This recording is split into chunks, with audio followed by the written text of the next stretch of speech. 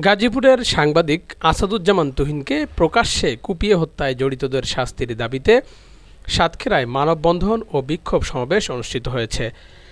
Satkhira press ক্লাবের আয়োজনে শনিবার বেলা ১১টায় সাতক্ষীরা নিউ মার্কেট চত্বরে অনুষ্ঠিত মানববন্ধন ও বিক্ষোভ সমাবেশে সভাপতিত্ব করেন সাতক্ষীরা প্রেস ক্লাবের সভাপতি মোহাম্মদ আবুল কাশেম।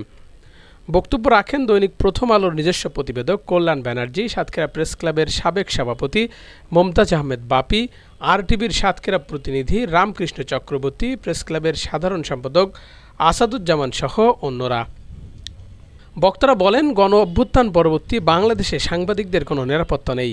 পুলিশ প্রশাসন সঠিকভাবে দায়িত্ব পালন করছে না। বিগত সময়ে যেভাবে সাংবাদিক থেকে শুরু করে সাধারণ মানুষ নিরাপত্তাহীনতায় ভুগত, হামলার শিকার হতো, মামলার শিকার হতো, হত্যা হতো, বর্তমান প্রশাসনের নিষ্ক্রিয়তার কারণে সারা দেশেই আইন শৃঙ্খলা পরিস্থিতির চরম অবনতি ঘটেছে। বক্তারা অবিলম্বে গাজীপুরের সাংবাদিক তুহিনের হত্যার দৃষ্টান্তমূলক বিচার, সারা দেশে সাংবাদিকদের উপর হামলা মামলার ঘটনায় জড়িতদের গ্রেপ্তার পূর্বক দৃষ্টান্তমূলক শাস্তির দাবি জানান বক্তারা। একদল সন্ত্রাসী, ভাড়াটিয়া সন্ত্রাসী কারা আনলো? এই জেলার গডফাদার যারা তারা ভাড়া করে নিয়ে আসলো।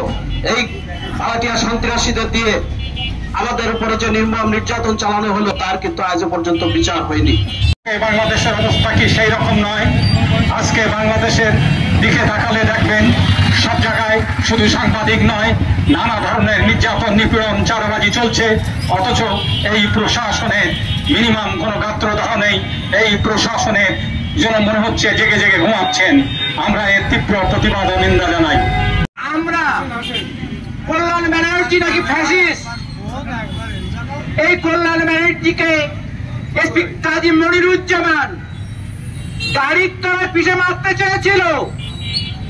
আওয়ামী সরকারের একজন দোষর এখন পালিয়ে বেড়াচ্ছে সেই কাজী মনিরুজ্জামান এসপি।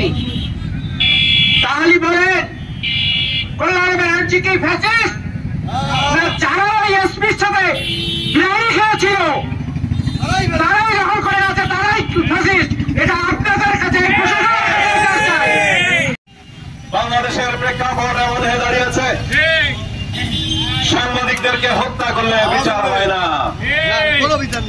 তারা ছবি হয়ে রয়ে যায় এবং তাদের পরিবার পরিজনরা হাসি ঠাট্টার পাত্র হয়। এটি হচ্ছে বাংলাদেশ। আমার প্রিয় বাংলাদেশে তো এমনটা হওয়ার কথা ছিল না। এই আমরা বা সবাই মিলে, ছাত্র জনতা মিলে যখন জুলাই অভ্যুত্থানের মাধ্যমে একটি গণতান্ত্রিক বাংলাদেশের প্রত্যাশায় সমগ্র জাতি, সে সময় আমরা কি দেখছি?